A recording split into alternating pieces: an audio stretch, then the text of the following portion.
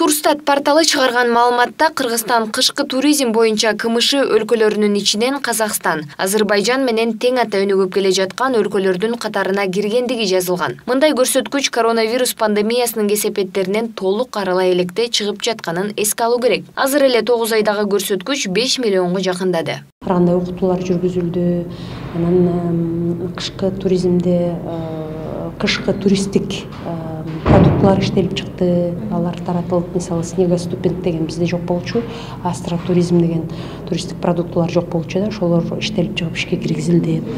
Андан сырткары биз жылда эле ушул 10 жыл болуп калды го дейм.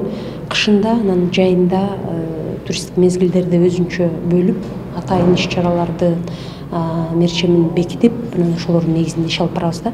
Анан кышкы туристтик мезгилде биз атайын расмий түрдө ачабыз. Менимче КМШ өлкөлөрүндө мындай иш-чаралар өткөрүлбөйт, менин билишимче.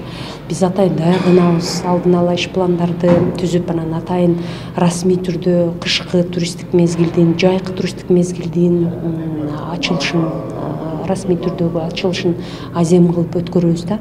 2019 жылы Кыргызстанга эс алуу үчүн келген туристтердин саны 8 миллион болгон. Жыл аягына чейин быйылда туристтердин саны кыйла көбөйсүн деген тилек менен туризм департаменти эл аралык уюмдар менен биргеликте кышкы туризмди өнүктүрүүгө аракетин улантып жатат. Реклама, жарнама кылууга мындай абдан жакшы ыңгайлуу шарт түзүлдү да.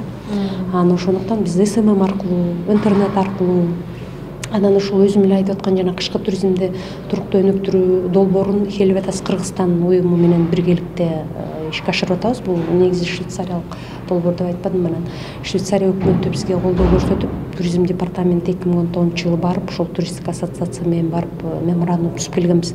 Ошонун негизинде азыр жылда аябай активдүү түрдө окутуулар жүргүзүлөт. Эксперттердин айтымында туризм тармагы жакынкы 2 жылда пандемиянын кесепеттеринен кийинки толук калыбына келет. Андан соң биздин өлкөдө туризм күч алып, мындай рейтингтерде биздин азыркыдай 3-орунда эмес 1-орунду ээлешибиз үчүн чаралар көрүлүүдө. Анын ичинде кыш мезгилинде жаңы эс алуучу жайларды түзүү долбоорлору бар.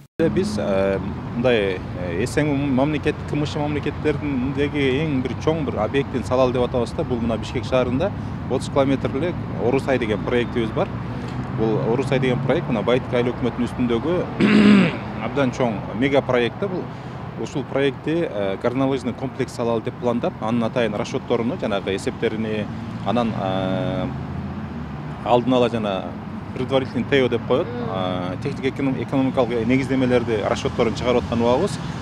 Эгерде биз бул проектти толук кандуу ишке ашыра турган болсок, бир күндө 7000 баягы лыжа тепкен адамдар келип, мисалы бир жылында, бир сезондо 1,5 миллион адамды пландап атабыз. Кыргызстанда 20га жакын ири лыжа базасы болсо, анын 17си туристтерди кабыл алат. Алардын баарын толук ишке берүү үчүн техникалык оңдоп түзөлөр керектелет. Дал ушундай көйгөйлөрдү чечүү максатында өлкөдө туризмди колдоо жана өнүктүрүү фонду түзүлүп, мындай кышкы эс алуучу жайларын калыбына келтирүү планын иштеп чыккан. Алар эми финансылык колдоону дагы колго алганы турат. Буюрса кийинки жылдарга биз өзүнчө бир микрокредит компания түзүп, кимде ким туризмди өнүктүрө турган өздөрүнүн жеке проекттерин алып келсе, аларды ошол карап берели деп ойлонуп атабыз да.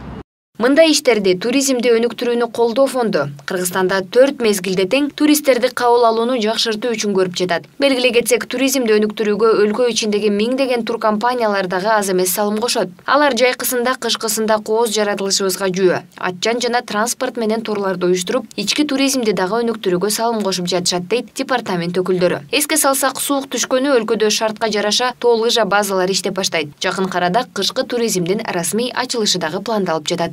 Айза Камчыбекова, Нурсейт Анаркулов, Пирамида.